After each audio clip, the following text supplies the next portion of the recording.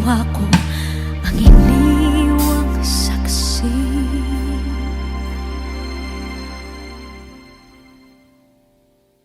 Bakit nga ba